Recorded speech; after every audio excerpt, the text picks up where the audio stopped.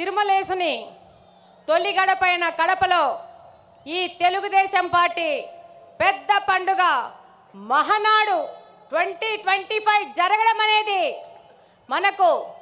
మన నాయకులు ఇచ్చిన కడప జిల్లా వాసులకు ఇచ్చిన గౌరవంగా ఈ సందర్భంగా గుర్తు చేసుకుంటున్నాము. ఈ కార్యక్రమానికి వచ్చిన మన పూజ్యులు గౌరవనీయులు తండ్రి సమానులు అధ్యక్షులు గౌరవ ముఖ్యమంత్రి గారికి, అలానే పార్టీ జాతీయ ప్రధాన కార్యదర్శి శ్రీ నారా లోకేష్ గారికి, అలాగనే తెలుగుదేశం పార్టీ అధ్యక్షులు పల్లా శ్రీనివాసరావు గారికి, మరియు తెలుగు రాష్ట్రాల నలుమూల నుండి వచ్చిన గౌరవ మంత్రివర్యులు, ఎంపీలు, ఎమ్మెల్సీలు, ఎమ్మెల్యేలు, అన్ని జిల్లాల అధ్యక్షులు, ఇన్ఛార్జీలు, అలాగనే నాయకులు, కార్యకర్తలు, ముఖ్యంగా మన కార్యకర్తలందరికీ చేతులెత్తి ధన్యవాదాలు తెలియజేసుకుంటున్నాను.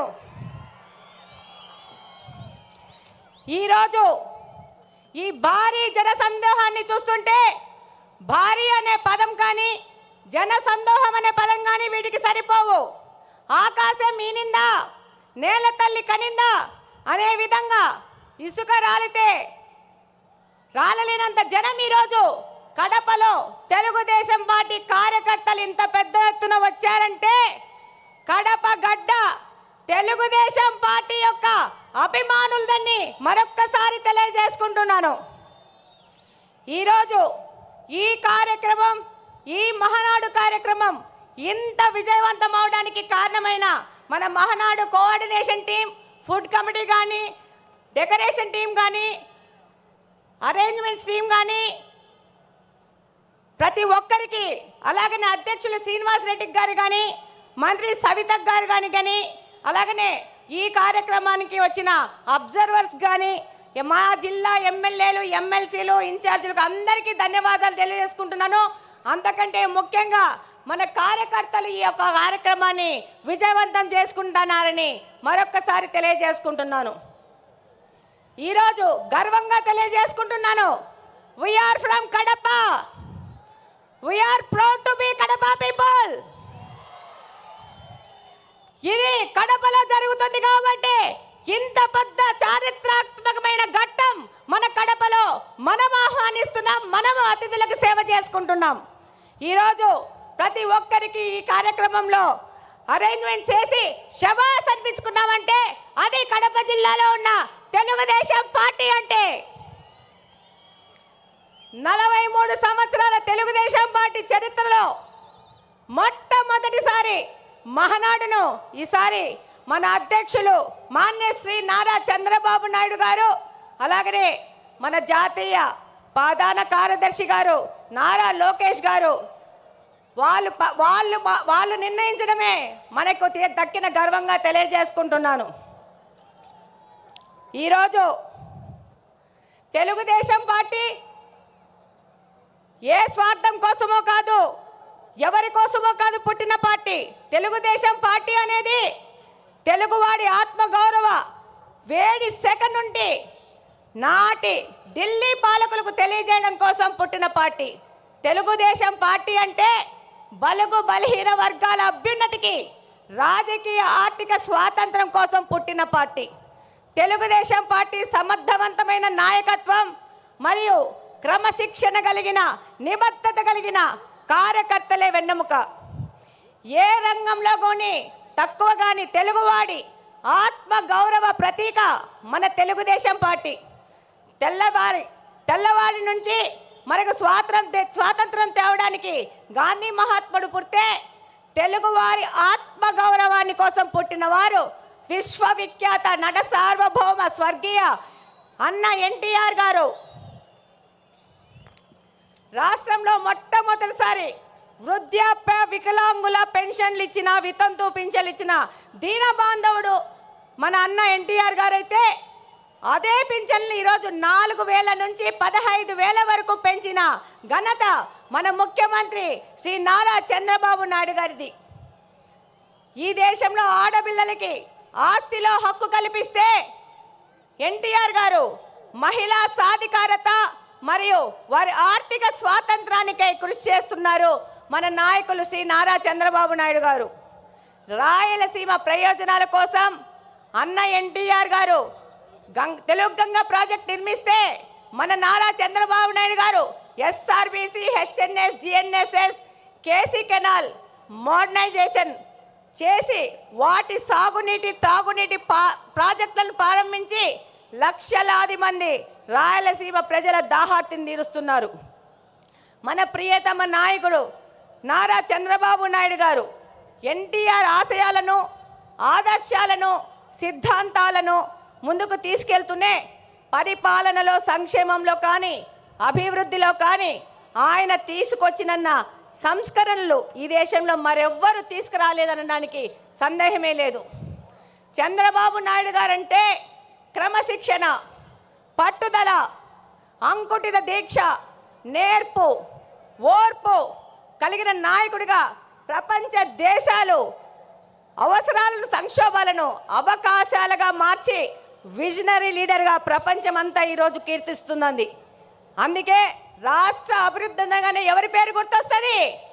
నారా చంద్రబాబు నాయుడు గారి పేరు గుర్తొస్తుంది.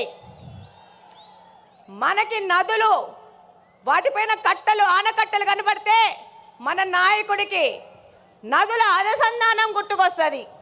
దాని కార్యరూపమే పట్టిసీమ ఎత్తిపోతల పథకం. పోలవరాన్ని పూర్తి చేసి కృష్ణా జలాలను బనకచెల్ల రిజర్వాయర్ వరకు తీసుకొస్తే రాయలసీమ అభివృద్ధిని ఆపే శక్తి ఎవ్వరికీ లేదని ఈ సందర్భంగా తెలియజేసుకుంటున్నాను.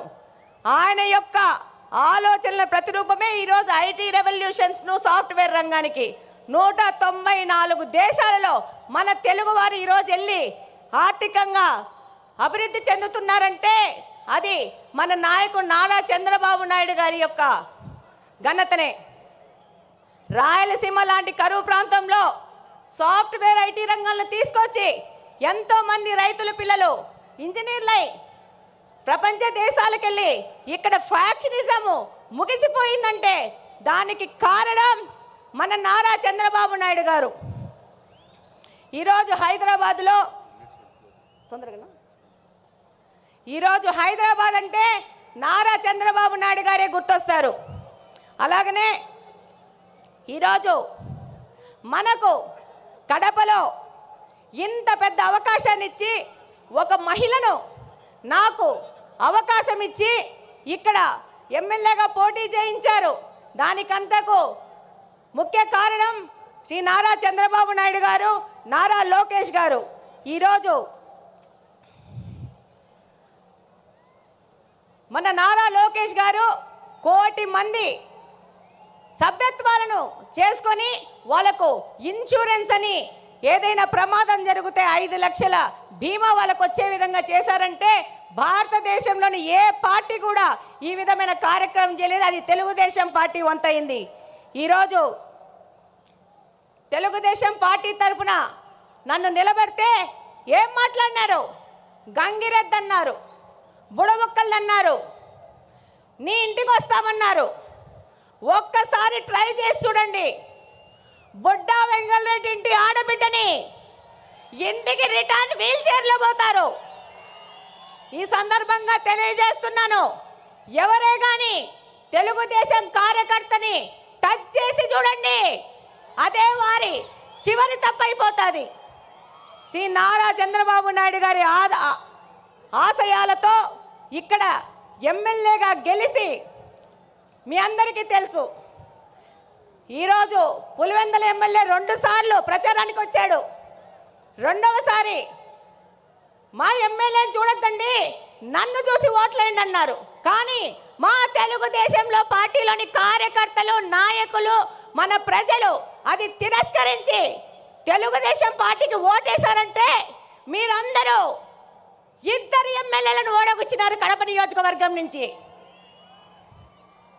ఈరోజు మన నాయకుడు చంద్రబాబు నాయుడు గారి ఆశయాల ప్రకారము ఆయన దగ్గరికి కడప నియోజకవర్గ అభివృద్ధి కోసం పలుసార్లు పోతున్నాం.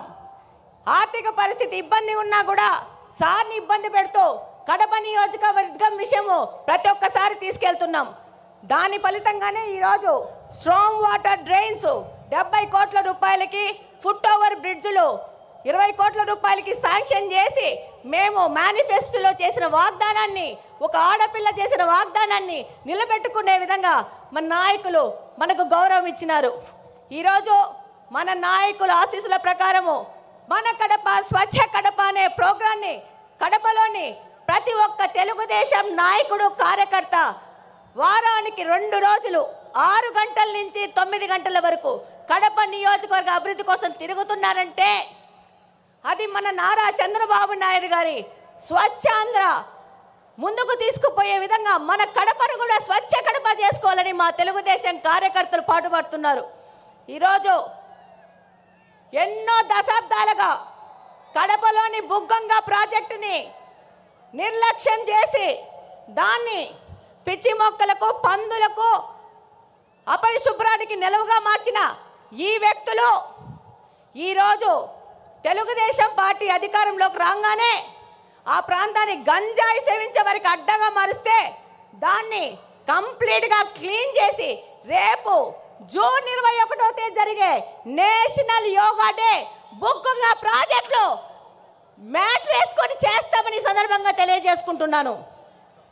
అలాగనే ఈ యొక్క మహానాడు సందర్భంగా మన ముఖ్యమంత్రి గారికి చిన్న విజ్ఞప్తి. మా ఊర్లో దేవుని కడప టెంపుల్ ఉంది అన్న, దాన్ని తప్పకుండా పర్యాటక రంగంగా అభివృద్ధి చేసి కడపకు తలమానికంగా చేయాల్సిన అవసరం ఎంతగానో ఉంది. బుగ్గంగా చెరువును డెవలప్ చేసుకోవాల్సిన అవసరం ఉంది. అలాగనే మాకు మంచినీళ్ళ సమస్య చాలా ఉంది. Kadapa town, Kadapa head quarters 20 సంవత్సరాల నుంచి ఒకటే పార్టీ అధికారంలోకి ఉంది, కానీ పూర్తిగా నిర్లక్ష్యం చేశారు. నారా చంద్రబాబు నాయుడు గారి ఆశీస్సులతో ఆ సమస్యను కూడా మేము తీర్చుకుంటాం. అలాగనే నారా లోకేష్ గారు 20 లక్షల ఉద్యోగాలు ఇస్తా అన్నారు. అందులో భాగంగా కడప హెడ్ క్వార్టర్స్లో మెగా జాబ్ వేళ ఏర్పాటు చేసి 2500 మందికి స్థానికంగా బహుళజాతి కంపెనీల్లో ఉద్యోగాలు ఇప్పించినాం. అలాగనే నారా లోకేష్ గారికి ధన్యవాదాలు చెప్పుకోవాల్సిన అవసరం ఉంది. ఎందుకంటే మొట్టమొదటి స్టార్టప్ కడపను P4 మోడల్ కింద మొదలు పెట్టారు. 6 నెలల్లో పూర్తి చేస్తున్నారు. ఇక్కడ కడపలోని యువతకి ఒక మార్గదర్శకంగా దిశానిర్దేశం చేసే విధంగా కడపను ముందుకు తీసుకుపోతున్నారు. అలాగనే మనం P4 మోడల్లో మన కడపలో నిఘా వ్యవస్థను పెంచడానికి 1 కోటి రూపాయల వ్యవధితో P4 మోడల్లో కెమెరాలు పెట్టబోతున్నాం. చివరిగా కడప అనేది ఎవరి అడ్డాగడ్డా కాదు, ఇది కడపలో నివసిస్తున్న ప్రజల అడ్డా, కడప ప్రజల గడ్డ. తెలుగుదేశం పార్టీ ఇందాకనే మీరు చూసింటారు, దాదాపు 15 మంది నాయకులు తెలుగుదేశం పార్టీ నాయకులు నిలబడ్డారు. మేమందరం తెలుగుదేశం పార్టీ కార్యకర్తలను ప్రజల దగ్గరికి తీసుకుపోయి వాళ్ళ ద్వారా మా ద్వారా ప్రజాసేవ చేస్తూ ఇది ప్రజల అడ్డా అని తెలియజేస్తున్నాం. అలాగనే నాకు ఈ మహావేదికలో మాట్లాడే అవకాశం కల్పించిన ప్రతి ఒక్కరికి ధన్యవాదాలు తెలియజేసుకుంటూ సెలవు తీసుకుంటున్నాను. జై హింద్, జై తెలుగుదేశం.